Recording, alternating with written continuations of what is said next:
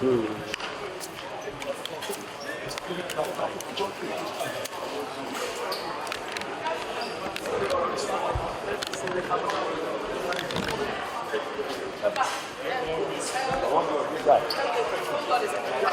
to see you.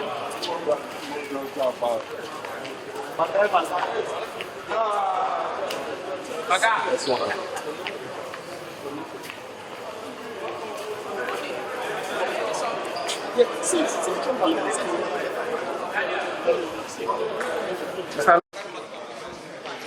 Please, can we talk to you?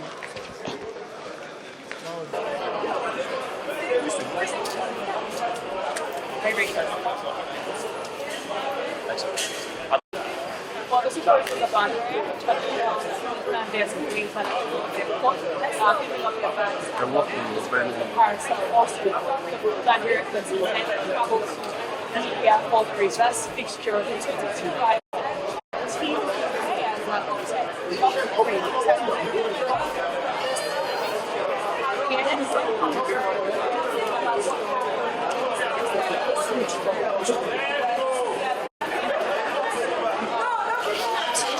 is the extent of concept such that change has been 1601 on the continent. Languages that became 215 passengers with limited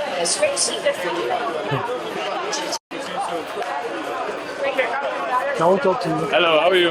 Just tell us your experience. Opportunity on behalf of the team and the entire delegation to appreciate the government and people of Nigeria for the sign of solidarity they show to us. The fact of a flight in a day that we pay, the port of landing, to having to make what took place, but the bottom line is that let me thank all of you for the great show of maturity. In spite of what took place, in spite of the provocation, we've seen all the pictures, the kind of manner that you were treated, and how you had to try to see whether you could even find some rest in the airport, how you were stopped from leaving the airport. And in spite of all of that, you remain calm, you remain mature, and you have the spirit that is typical. Yeah, Kochi, we want to find out how did it go in Libya, your experience? Well, obviously it was not a good experience. And not at this time you expect a country to behave like that. We all know how football can unify the entire world. It's entertainment, you know. But for the Libyans to put off such act, it was very surprising for me. Up to now I still cannot comprehend. It's been like since yesterday morning we left the shores of this country. We arrived, I think, at about 7:30, 7:45 p.m. And up till now we've not closed our eyes, you know. But again, thank the Libyans for letting us go. And I want to use this medium also to thank the Honorable Minister of Sports, Senator John Enoh, and of course the government who intervened at the appropriate time. You know, it's been, the boys have remained calm, no doubt about that. Thank God we arrived back home safely. My pleasure. And what is the resolution? Well, it was a very terrible experience, something that we never expect at this 21st century. It was a very unfortunate situation. We found ourselves in a very terrible situation.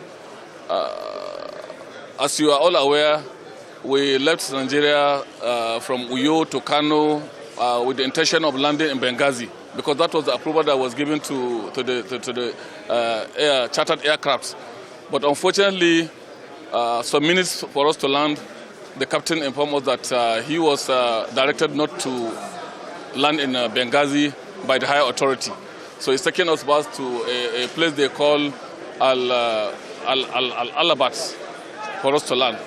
It was a very terrible experience. The pilot has to manage himself to see how he can land with us in a situation, in an airport that was not fully ready to receive us.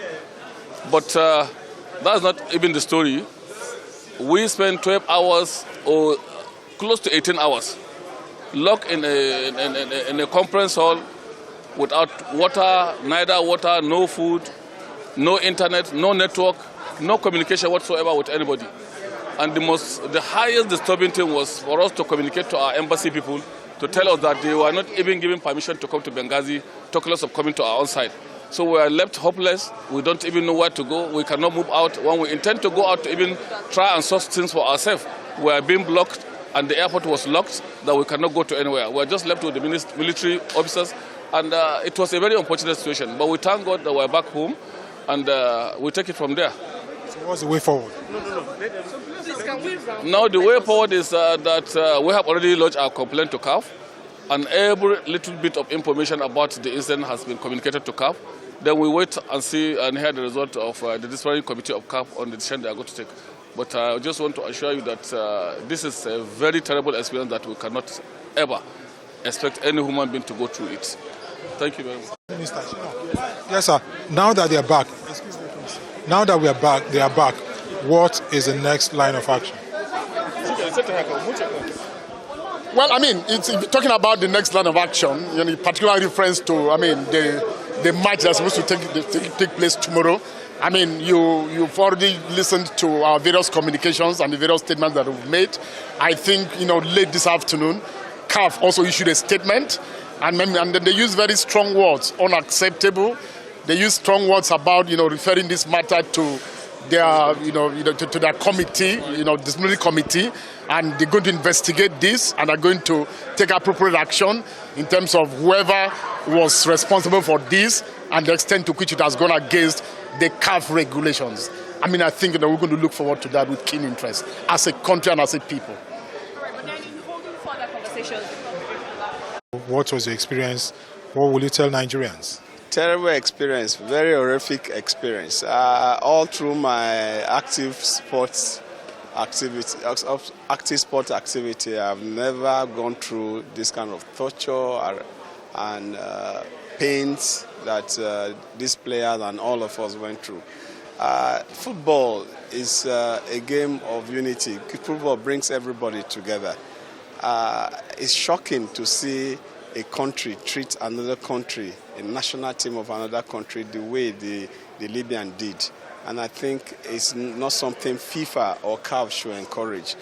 Sports unite the world, and we must leave it at that. What we went through in Libya is more, I'll describe it like terrorism and kidnapping. We held hostage for 20 hours, no food, no water, nothing. Our phones are not working because we later discover it's like they were all bugged or something. Yeah, so no phone. We have to sneak to be able to make the first call out of the place, to be able to tell people where we were. An airport that there's no life in that airport. No water, no, even the toilets are not working. The entire place is a deserted area. The only people you see is the fierce-looking security men at the gate. That's where they kept all of us and kept these players for 20 hours. It's terrible. It's terrible. It's not something you wish even your enemy. And I think CAF and FIFA should do something so that the unity that sport brings is not destroyed with this kind of activities from any country. Thank you.